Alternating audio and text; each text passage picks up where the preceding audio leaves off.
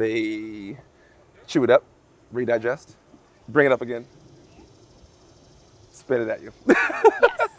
So, vomit. Yes. Great. What's going on, everybody? It's your boy, Jungle Jordan, here at America's Zoo, Smithsonian National Zoo in Washington, D.C. I'm excited to be here. I've never been here ever before. I'm ready to go inside and have some fun. Let's go. Hey, how's it going? Good, Jordan. How are you? I'm pretty good. Who are you? My name's Nikki. Nice to meet you. Nice to meet you. What do you do here? So I am a keeper here down at the kids farm. Awesome. So we have a bunch of different really cool animals down here. Do you want to take a walk through and meet some of them? Of course. Let's go. All right, let's go. Awesome. So who do we have here? So we have our two alpacas. So this one's Orion here. He is 15 years old. And Wow. this is Cirrus, his brother, who just turned 16 a couple weeks ago. Awesome. That sounds like some of the alpacas I work with. They're both 15 and 16. It's pretty hilarious. It's kind of random. Do you want to give them some snacks? Of course Give I them some want to hay give cubes them today. some snacks. Hay cubes. Oh, I guess you probably didn't see my most recent video. I have a hay allergy. Oh, do you really? I do. Oh, goodness. Yeah. No, it's only when it's like, you know, the dust form. I gotcha. Okay. No, so I'll be fine. So can you tell me a little bit about these alpaca? So these guys we've had since they were about 7 years old, and they're really fun. They're pretty personable. They live with our cows, who we'll meet in a little bit.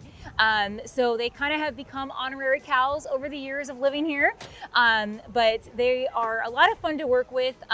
We do shear them like most people do that have alpacas. So right now they're at what we call, you know, the mid-year fluff. They're not at their full fluff capacity, but they're getting there. Fluff capacity.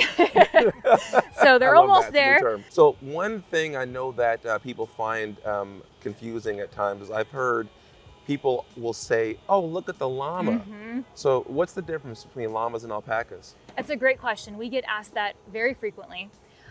With these guys, typically what we'll say is with alpacas, we'll see if Orion's got his ears down in hay cube excitement.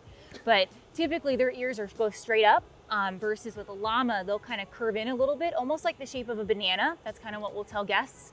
And it's easy for our younger audiences to be able to identify.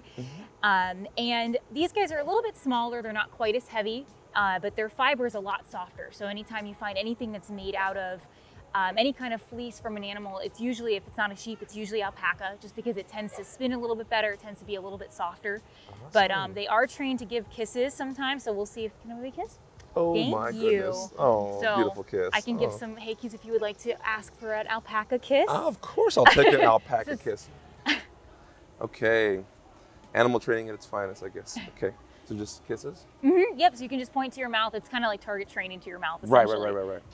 Buddy, come here. There you go. Okay, right here. Okay. He's like, oh, people. Oh, it's okay. Ryan. I guess I'm not kissable. I'm not good enough to be kissed. Yeah, it hurts. Do Okay. you want to try that again? Because he will come back over. Yeah, if for he one. comes back Okay. over, yeah. Don't make it awkward. Yeah. I mean, 'cause I don't want to force a kiss, you know. No means no, you know. So they are a camelid, so they're in the camel family, and a lot of camels and things will spit. Yes. Why? So it's something that they can use as a defense mechanism. It doesn't sound like it's going to be unpleasant until it happens to you. I mean, it's quite a few I've stomachs. smelled it too. Yes, it's a lot of, you know, gross hay and hay cube dust and grass, all that mixed together, and it does not smell pleasant. So it's getting, you know, coming up from all their stomachs and everything. So it's not a pleasant experience. Fortunately for our alpacas, even though they don't like to be touched a whole lot, they are fairly familiar with us working with them. We are doing some desensitization with Orion. He's actually on a blood pressure medication, so working on him getting used to having a blood pressure cuff on his tail. So in some of the shots you might notice he has kind of a poodle-esque tail, and that's because their tails are getting thick again. So it makes it a little hard for the blood pressure cuff to go around all that fluff. So we do actually shave his tail throughout the year, so we have access to it. So, you know, I just think there should be a little bit of a clarification here. It's not spit, it's vomit. Throw up, because they are a multi-chambered stomach animal. They regurgitate, they chew it up, redigest, bring it up again, spit it at you. So, vomit. Yes. Great. Pay attention to him. Okay, kiss. Oh, good boy. Good boy. Good boy. Okay, this was awesome. So what else are we doing? So I've got a couple other animal friends if you would like to meet them. Yeah. How about do you want to meet Maggie over here, our Holstein? Of course, let's go check All it right, out. awesome. Let's go see her.